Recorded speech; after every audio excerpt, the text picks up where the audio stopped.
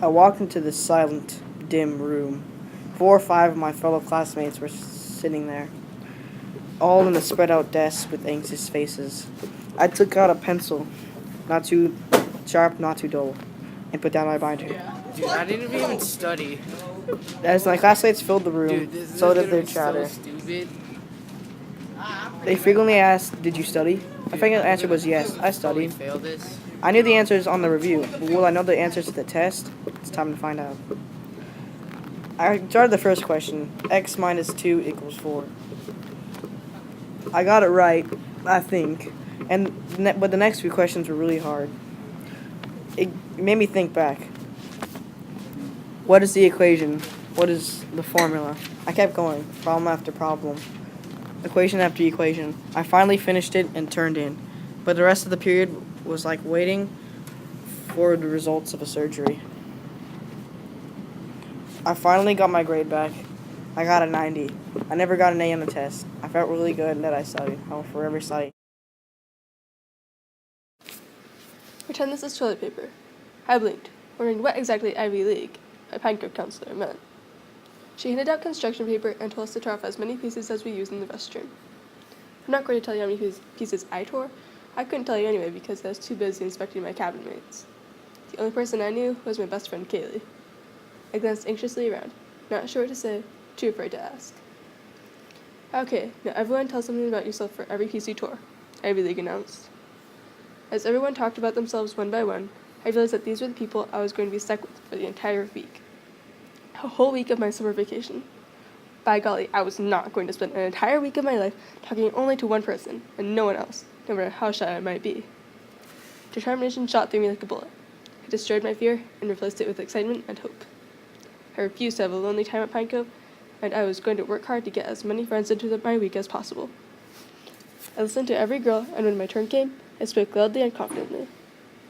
Every day that week, I tried to be the best friend I could be, but I also tried to make a lot of new friends. At the end of the week, I had developed friendships with every girl in my cabin.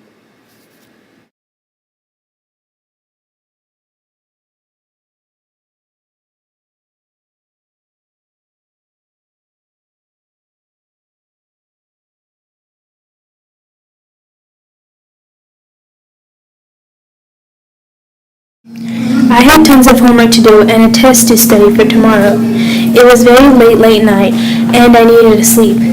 I definitely could finish my homework in time, but to study for a test takes me 3 hours and it's almost midnight. What do I do? How can I do it? Then I had a plan, and it was the worst plan ever, or more like a boring one. The plan was that I would study in the morning during my first and second period. I got to school a little early than I usually do, probably because I was nervous about the test. But as soon as first period started, I realized that I wouldn't have time to study at all. I had to watch presentations in first, and then have a rehearsal for the whole period in second for a concert. As thoughts ran through my mind, the fear took over me and I was really scared of what might happen. When I stepped into the room of third period, there was a nice smell of cherry blossom, but the smell didn't last very long.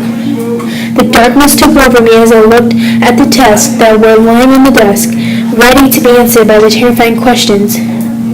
My head was spinning and I was tense up. I looked up at the clock and the time was running real slow. I got so worried about the test that I had to stay 3 minutes after the bell. When the results came, I failed. I knew that I would fail, and I had a feeling from the beginning.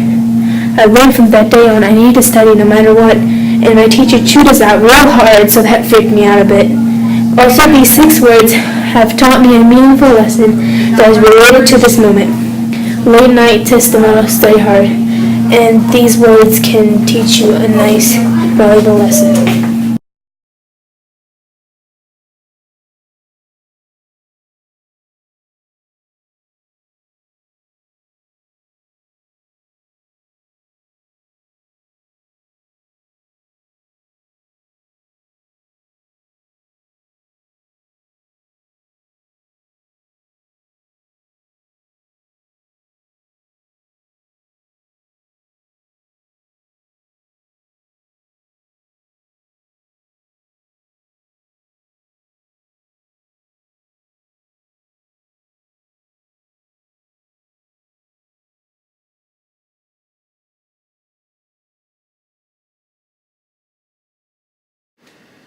The morning air was crisp.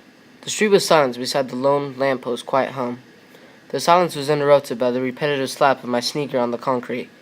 I could see the frost from my breath fall behind me as I ran towards my destination. The more I advanced, the thicker the fog grew. When I finally arrived at the band hall, I could barely see. I sat down in the wet grass and waited. Cold and alone, the anxiousness began to overcome me. By the time my band director slowly pulled into the vacant lot, I jumped up, and worry filled me like a balloon. He exited his car and walked towards me. I couldn't see him very well through the mist, but as soon as he got close enough to see me, he didn't even have to look at his clipboard. He simply shook his head and told me I didn't make it. At that moment, my entire sixth grade year flashed before my eyes. All the mistakes and all those lazy days wasted away. I realized that the reason that I didn't make it. I realized to be able to succeed in anything, I was going to have to work at it, practice, and choose a positive attitude. To be able to accomplish your goals, you need to try your best, and good things will come. Work hard, practice hard, and have good discipline.